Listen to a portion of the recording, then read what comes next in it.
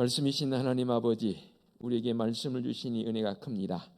이제 말씀의 자리로 나가옵나니 성령 하나님 임재하사 강한 바람처럼 세미한 음성으로 말씀하여 주옵소서. 예수 그리스도 이름으로 기도하옵나이다. 아멘. 말을 막 배우기 시작한 어린 아이가 자기 손에 든 것을 이렇게 표현하지요. 내 거야, 내 거야. 여러분들은 그 모습을 보면서 부모 입장에서 또 어른의 입장에서 어떤 생각이 듭니까? 모르긴 해도 다 그렇게 반응할 것 같아요. 그래, 그건 네 거 맞아. 그런데 속으로는 그건 내가 준 거거든. 아마도 그렇게 생각할 겁니다. 성경을 보게 되면 하나님께서 싫어하시고 가증하게 여기는 단어 중에 한 단어가 있습니다. 그게 뭐냐면 내가. 1인칭 단수 대명사지요.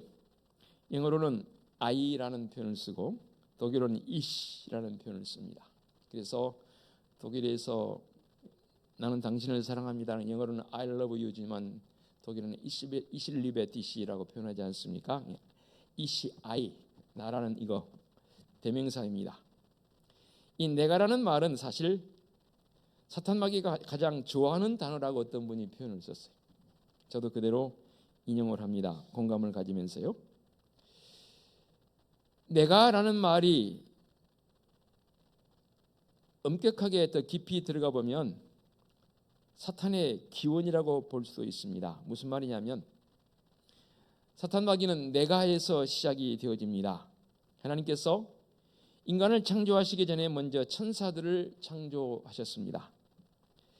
천사들 가운데 천사장인 루시퍼가 하나님의 보좌를 탐내서 하나님을 그 보좌에서 몰아내고 자기가 하나님처럼 높아지려고 하다가 그만 저주를 받아서 쫓겨나서 사탄이 되었습니다.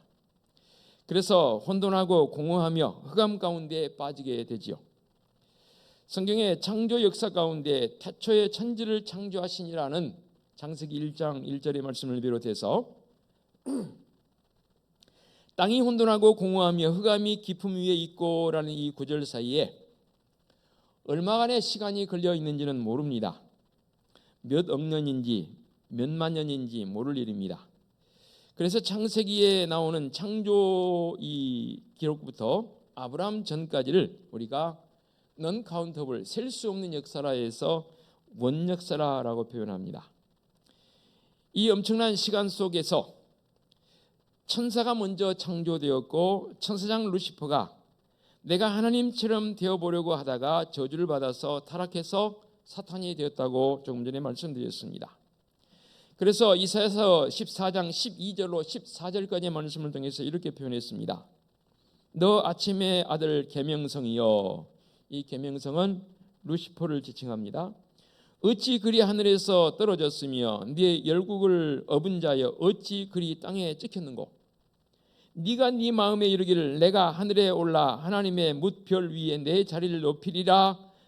내가 북극 지폐의 산 위에 앉으리라. 가장 높은 구름에 올라가 지극히 높은 이와 같아지리라 하였다 했습니다. 사탄의 기원을 이사야 선지자를 통해서 이렇게 표현했죠. 한마디로 말하면 그야말로 능력 있고 아름답고 빛나는 존재였던 천사장 루시퍼는 내가 가장 높아지겠다라고 하다가 결국 쫓겨나 저주를 받아 사탄이 되었습니다. 이후로 그렇게 아름답던 세상은 혼돈하고 흑암의 깊음 위에 빠져 있었습니다. 그 위에 이 세상을 하나님께서 아름답게 창조하십니다. 하나님께서 에덴 동산에 하나님의 형상대로 아담과 하와를 창조하셔서 살게 해주셨고 그때 사탄이 다시 이 아름답던 모습을 파괴시킵니다. 곧 뱀을 꼬여서 아담과 하와를 유혹해서 그만 넘어뜨리고 맙니다. 야, 선악과 따먹어봐라. 따먹는 날에는 너도 하나님처럼 눈이 밝아질 것이다 라고 유혹합니다. 그런데 아담과 하와가 그만 그 유혹에 넘어가 버렸습니다. 그래서 하나님께서는 내가라는 말을 가장 가증스럽게 여기시며 가장 싫어하신다 그 말입니다.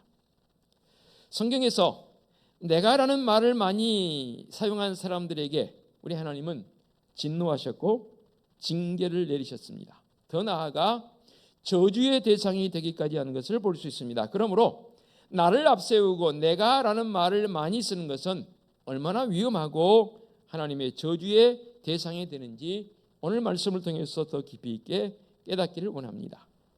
먼저 물질을 소유함에 있어서 내가라는 이 나라는 표현이 앞서면 안 됩니다. 오늘 우리에게 주신 이 16절로 21절까지의 말씀은 우리가 너무나 잘 알고 있는 어리석은 부자의 비유의 말씀입니다. 그래서 16절에 또 비유로 그들에게 말하여 이르되라고 주님 말씀하십니다. 비유의 말씀인데도 불구하고 이 어리석은 부자는 내가라는 말을 상당히 자주 합니다. 그래서 제가 말씀을 준비하면서 내가라는 표현을 한번 빨간 펜으로 그어가면서 헤아려 봤습니다. 그랬더니 무려 이 짧은 구절 속에 16절로 19절까지 16, 17, 18, 9 4절밖에 안 되는 이 구절 속에 내가라는 말이 6번이나 나옵니다. 하나님께서는 이 어리석은 부자를 향해서 20절에 어리석은 자여 오늘 밤에 네 영혼을 도로 찾으니 그러면 네 준비한 것이 누구의 것이 되겠느냐고 말씀하십니다. 내가라고 강조하는 이 어리석은 부자를 향해서 그렇게 하나님께서 말씀하셨다 그 말입니다. 그 어리석은 부자의 생명을 불러가면 생명을 앗아가면 내가라고 주장했던 그 내가적 요소가 결국 어떻게 되냐 그 말입니다. 천지만물과 모든 물질, 내 영혼, 내 생명까지도 모두가 하나님께 속한 것이지 내 것이 아닙니다. 이 부자와 같이 내 것인 줄로만 아는 사람들은 참으로 어리석은 사람입니다. 우리는 하나님께서 우리에게 맡겨주신 청지기이지 무엇 하나 내 것이 없거든요. 그러므로 내게 맡겨져 있는 동안 부지런히 주님의 뜻대로 하나님의 나라를 위해서 써두는 자가 참으로 지혜로운 사람이 되는 것이고 또 그 물질이 사실은 이 땅에서 내 것은 아닐지 몰라도 다음 하나님의 나라에서는 내 것으로 인정해 드리지 않을까라는 그런 소망도 가져봅니다. 그래서 21절 말씀에 자기를 위하여 재물을 쌓아두고 하나님께 대하여 부유하지 못한 자가 이와 같으니라 라고 있습니다. 이 말을 좀 바꾸어서 해석해 보면 이렇게 한번 해석해 보면 어떨까요? 자기를 위해서 재물을 쌓아두지 않고 하나님께 향해서 재물을 쌓아둔 자는 우리 하나님께서 후에 너 그래 부유하다라고 인정해 주지 않겠냐라는 그 말로 재해석해 봅니다. 이와 함께 누가복음 16장에 보게 되면 불의한 청지기의 비유의 말씀이 나옵니다. 이 청지기가 불의하게 행한다는 말 듣고 주인이 청지기에게 너 그만해 사표 내라고 말하지 않습니까? 그러자 이 불의한 청지기는 이 청지기직을 나중에 관두고 나중에 어떻게 살 것인가 고민을 하다가 주인에게 빚진 자들을 불러다가 그 빚짐을 자기 임의로 문서 조작을 해서 감해주지 않습니까? 다 아니라 80으로 50으로 감해주지 않습니까? 그런데 주님께서는 이 불의한 청지기의 행위적 요소에 감해준 것을 칭찬한 게 아니고 그 다음을 준비하는 그 지혜가 있어서 주님께서 칭찬하는 비유의 말씀으로 우리에게 들려주신 것을 보게 됩니다. 그러니까 이 비유의 말씀을 통해서 우리가 유추해 볼 수 있는 것은 지금의 모습이 아닌 다음을 준비할 수 있는 그 사람, 그가 진실로 지혜로운 사람이 되는 것 아니겠습니까? 지금 우리가 살고 있는 내가 몸담고 살고 있는 이 세상에 사는 것도 귀한 일이지만 그 다음 하나님의 나라를 준비하는 자로 산다는 것은 더 중요한 문제 아니겠습니까? 그렇습니다. 우리의 인생 언젠간 우리도 사표를 내고 그만 사라져야 할 때가 온다 그 말입니다. 그날에는 우리가 사용하던 물질의 주인이 되신 하나님께 모두 다 돌려드려야 합니다. 우리들은 이 땅에 살아가면서 그저 청지기적 사명 속에서 하나님께서 내게 맡겨주신 거 그거 관리하다가 놓고 가야 한다 그 말입니다. 그러므로 하나님의 나라를 위해서 하나님의 영광을 위해서 쓴다는 것은 우리에게 너무나 소중한 문제입니다. 내가 맡아 관리하는 동안 하나님의 뜻대로 다른 사람을 위해서 하나님의 나라를 위해서 써두는 자가 정말로 그 물질을 영원히 소유한 자적 모습이 아니겠나 그렇게 해석을 해봅니다. 내가 벌었다고 해서 내 것이 아닙니다. 내가 땀 흘려 내가 부지런히 움직였다 해서 내게 얻은 바 그 물질이 내 것이 아니라 그 말입니다. 하나님께서 거두어 가시면 하룻밤 사이에도 아무것도 아닌 것이 돼버리는 경우들은 우리는 너무나 우리 주위에서 쉽게 볼 수 있습니다. 그래서 신명기의 말씀을 통해서 이렇게 표현합니다. 신명기 8장 17절에 그러나 네가 마음에 이르기를 내 능력과 내 손의 힘으로 내가 이 재물을 얻었다 말할 것이라. 네 하나님 여호와를 기억하라. 그가 네게 재물 얻을 능력을 주셨습니다. 내가 아무리 수고해서 했다 할지라도 그 수고로움을 통해서 얻을 수 있는 그 능력을 내가 자발적으로 만들어 해서 되는 게 아니고 하나님께서 그 능력도 주셨다라고 분명히 이 신명기의 말씀을 통해서 우리에게 가르쳐주고 있습니다. 설교를 준비하다가 여러 가지 자료집을 뒤지다가 참 귀한 표현이 있어서 제가 그대로 인용합니다. 한번 들어보시기 바랍니다. 돈을 죽을 때 가져가지 못하지만 미리 보내놓을 수는 있다라는 표현이 있더라고요. 제가 여러분들에게 늘 질문했지요. 이 땅에 사는 동안 우리가 소유하고 있던 것들, 우리의 장막이 벗어날 때 가져갈 수 있는 것이 있습니까? 없습니까? 라고 여러 번 물었지요. 그때마다 여러분 대답해 주셨습니다. 가져갈 수 있는 게 있습니까? 없습니까? 없어요. 그런데 물질적 개념 말고 믿음만큼은 가져갈 수 있다 했지 않습니까? 그러면 그 믿음의 관점에서 우리가 다시 한번 재해석해 봅니다. 물질, 우리가 돈으로 표현합니다. 죽을 때 가져가지 못하지만 미리 보내놓을 수는 있다라는 이 표현이 상당히 의미가 있는 것 같아요. 어떻게 그럼 미리 보내는 것인가? 성도들은 하나님께서 가정이 여기시는 것, 곧 물질에 대한 내 것이란 이 생각을 버리고 하나님께서 맡겨주셨으니까 하나님의 뜻대로 사용해야 영원한 내 것이 된다는 사실을 기억하자 그 말입니다. 같은 일을 해도 이제부터서라도 우리의 마음, 우리의 생각들이 바뀌자 그 말입니다. 내가 열심히 땀 흘려서 열심히 부지런히 움직여서 벌었으니까 내 것이다. 그 생각 자체가 우리에게는 아니라는 거죠. 먼저는 이렇게 일할 수 있도록 하나님께서 내게 능력을 주셨다는 것 인정해야 하고요. 많건 적건 간에 내가 얻은 바 그 수익되어진 것을 가지고 무엇을 할지라도 설령 내 자녀들을 교육하는 교육비로 쓸지라도 그 속에 주님의 마음을 담아서 주님의 이름으로 쓰자는 거죠. 기왕 할 거 구제를 할지라도 내 마음보다는 그 속에 주님의 이름을 담아서 구제하자는 거죠. 그럴 때 우리는 그 속에서 하나님의 이름이 드러나는 것이고 조금 전에 표현했던 것처럼 미리 보내놓을 수 있는 자적 삶이 된다는 거지요. 이렇게 하나님께서 우리에게 주신 은혜, 이 물질적 은총 속에서 그 물질마저도 내 것이 아니라는 그 고백과 함께 선을 행할 때에도 내가 앞서지 말아야 합니다. 마태복음 6장 3절 우리가 잘 알고 있는 산상수훈 속에 주어진 말씀입니다. 너는 구제할 때에 오른손이 하는 것을 왼손이 모르게 하여 네 구제함을 은밀하게 하라라고 말씀하십니다.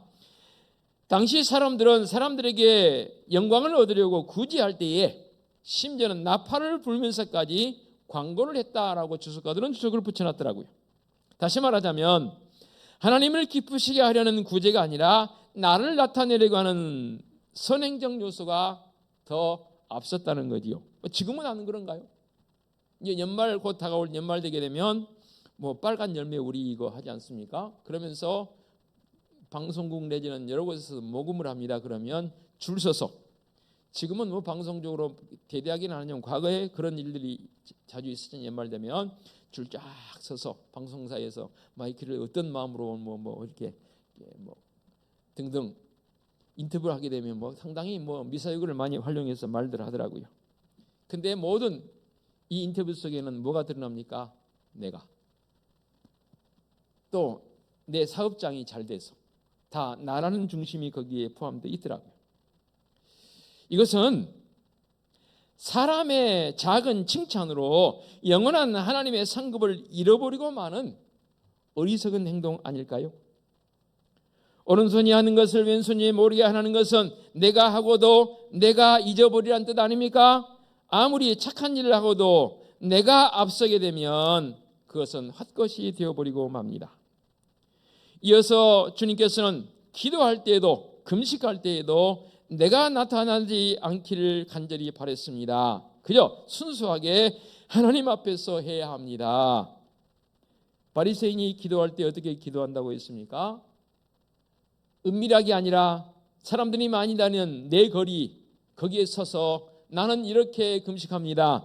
나는요 일주일에 2번 금식하고요 하면서 크게 외쳤던 이 바리새인의 기도. 그러나 세리는 어떻게 기도했습니까? 골방에 들어가서 가슴을 치면서 몰래 숨어서 주님 저는 죄인입니다 했던 이 세리의 기도와 같은 모습.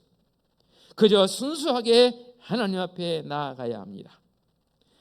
분명히 알아야 할 것은 내가 숨겨져야 참된 기도의 모습이고 내가 숨겨져야 참된 선행의 모습이고 내가 숨겨져야 그 속에서 우리 주님이 드러나 보인 줄로 믿습니다.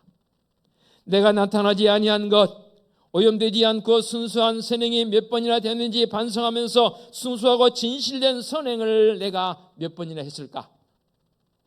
추석 명절을 앞두고 한번 우리가 나를 돌아볼 수 있는 시간 되어지기를 원합니다. 이렇게 크신 은총 속에서 물질을 주신 것, 그것 비록 나의 움직임이 있었지만 그도 내가 아님을 고백하고 선행을 베풀 때에도 내가 아닌 주님의 이름으로 베풀 수 있는 믿음의 성숙된 모습. 그러면서 우리 믿음 성도들은 봉사의 수고를 통해서 우리의 교회가 유지되어지고 이 세상이 유지되어집니다. 고린도전서 15장 9절 10절에 이렇게 말씀합니다. 나는 사도 중에 가장 작은 자라. 나는 하나님의 교회를 박해하였으므로 사도라 칭함받기를 감당하지 못할 자니라. 그러나 내가 나된 것은 하나님의 은혜로 된 것이니 내게 주신 그의 은혜가 헛되지 아니하여 내가 모든 사도보다 더 많이 수고하였으나 내가 한 것이 아니요 오직 나와 함께 하신 하나님의 은혜로라 라고 고백하고 있습니다. 바울이 바로 나를 나타내지 않았습니다. 그래서 내가 나 된 것은 하나님의 은혜다라고 그렇게 고백합니다. 그러면서 내가 다른 사도들보다 더 많이 수고했지만 내가 한 것이 아니고 뭐라고요? 하나님의 은혜라고 했습니다. 사도 바울만 그랬나요? 베드로 사도도 이렇게 고백합니다. 베드로전서 4장 11절 누가 봉사하려면 하나님이 공급하시는 힘으로 하는 것 같이 하라. 이는 범사에 예수 그리스도로 말미암아 하나님이 영광을 받으시게 하려 함이니 그에게 영광과 권능이 세세에 무궁하도록 있느니라. 하나님께서 공급해 주시는 힘으로 함을 고백하는 사도 베드로의 고백도 있지 않습니까? 또 주님 말씀하십니다. 누가복음 17장 10절에 이와 같이 너희도 명령받은 것을 다 행한 후에 이르기를 우리는 무익한 종이라 우리가 하여야 할 일을 한 것뿐이라 할지니라. 주님께서 친히 말씀하십니다. 우리가 수고와 봉사를 할 때 나를 나타내지 않도록 해야 합니다. 사실 하나님께서 힘 주시고 은혜 주시니까 봉사도 하고 수고도 하는 것 아닙니까? 나의 힘만 가지고는 역부족입니다. 또한 내가 직분자가 되었건 직분자가 아니건 선교회를 맡아서 어느 기관을 맡아서 임원 내지는 회장이건 아니건 꾸준히 봉사하는 것이 참된 봉사자입니다. 내가 나타날 때만 봉사하고 내가 나타나지 아니할 때는 봉사하지 않는다면 그것은 진짜 봉사가 아니지요. 내가 나타나지 않는 봉사와 수고라고 해서 행하지 않는 것은 참된 신앙의 자세가 아니라 그 말입니다. 왜요? 주님 알고 계시는데 결국 주님의 알고 계심을 내가 부인하는 격이 되어버리더라 그 말입니다. 한 가지 더요. 이 땅 살아가면서 내게 주어진 만족과 감사와 행복 속에서 나는 어떤 고백을 해야 합니까? 고린도후서 3장 5절에 이렇게 표현합니다. 우리가 무슨 일이든지 우리에게 난 것이 아니요 난 것 같이 스스로 만족할 것이 아니니 우리의 만족은 오직 하나님으로부터 나느니라. 진정한 만족이 어디서 나냐 그 말입니다. 우리가 작은 일이나 큰 일이나 만족한 일이 생기지요. 만족한 일이 생겼다는 건 뭡니까? 그 속에서 행복을 느낍니다. 배가 고플 때 우리 음식을 섭취하고 그 속에 배가 부르게 되면 어떻습니까? 세상 다 가진 것 같잖아요. 행복하잖아요. 그때 내가 잘나서 이렇게 된 것이 아니라 정말로 하나님께서 베풀어 주신 은혜라는 걸 잊지 말자 그 말입니다. 우리 하나님의 은혜임을 자각하고 하나님께 감사하는 것을 잊지 말아야 합니다. 이렇게 될 때 비로소 더 큰 만족과 감사가 우리에게 되어지더라 그 말입니다. 한 가지 더 나눠봅니다. 제일 중요한 문제입니다. 구원의 감격입니다. 에베소 2장 8절로 10절 우리가 잘 알고 있는 말씀입니다. 너희가 그 은혜에 의하여 믿음으로 말미암아 구원을 받았으니 이것은 너희에게서 난 것이 아니요 하나님의 선물이라 행위에서 난 것이 아니니 이는 누구든지 자랑하지 못하게 하려 함이라 라고 말씀하십니다. 우리가 죄 가운데 있던 우리를 구원의 은총을 베풀어 주시고 영원한 생명을 주신 우리 하나님의 은혜 그리고 하나님의 자녀가 되면서 하나님의 백성이 된 것 이것은 나의 공적이 아니라 나의 공로가 아니라 하나님의 은혜라 그 말입니다. 그래서 그 믿음을 선물이라 했습니다.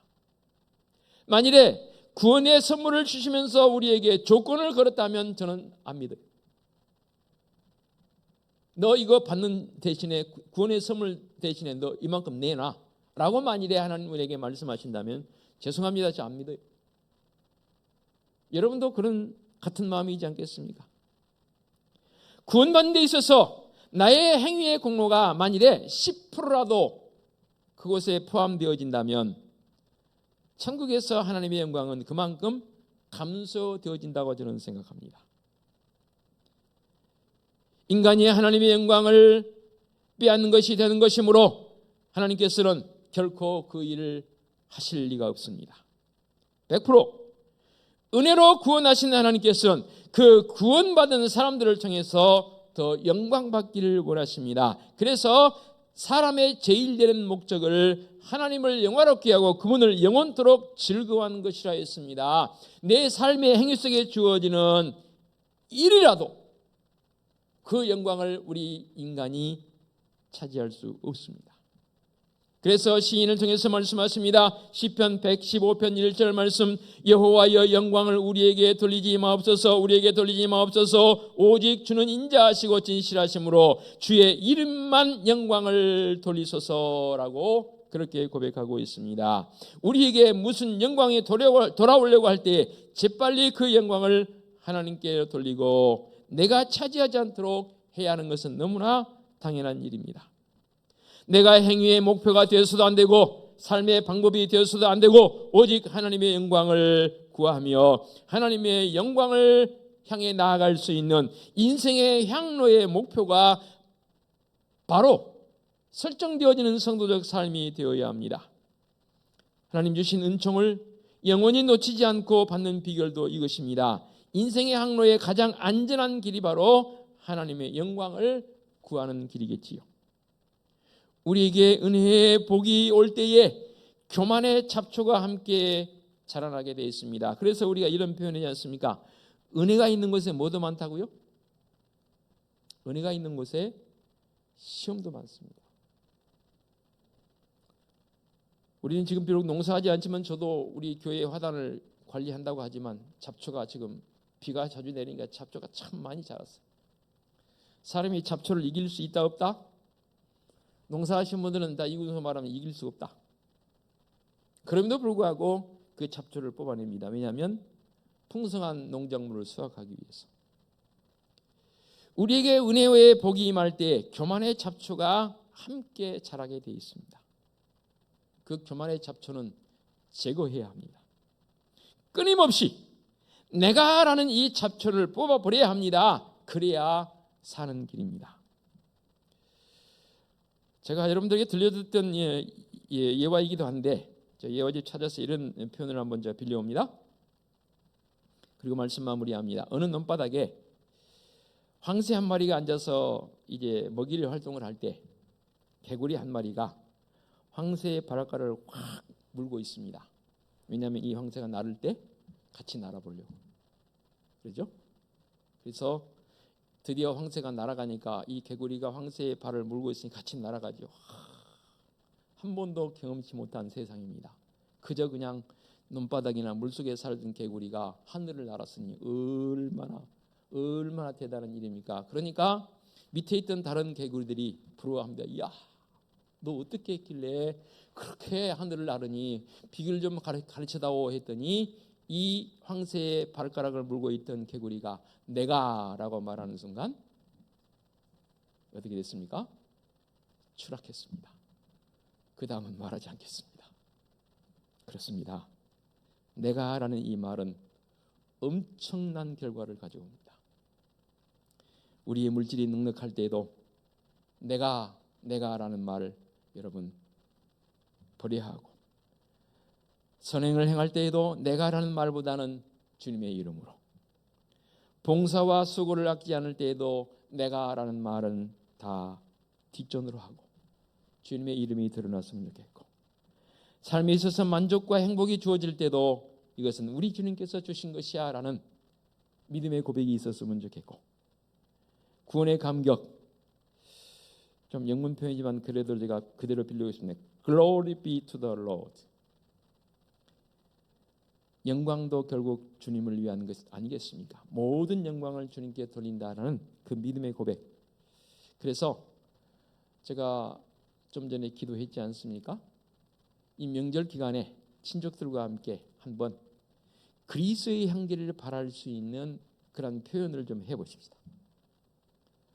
또 친족들 만나고 그러면 자랑할 게 많잖아요. 자랑할 때에 그 속에 딱 한 단어, 하나님께서 그렇게 해주게 해주신 거야 라는 그 단어 하나 넣어보십시다. 아이고 이렇게 손주도 이쁘고 생겨 손주들 볼 거 아니에요? 누구 볼 거 아니 그러면 이도 하나님께서 이렇게 주신 것입니다 라고 그렇게 한번 고백해 보자는 거죠. 멋있는 표현이 될 것 같아요.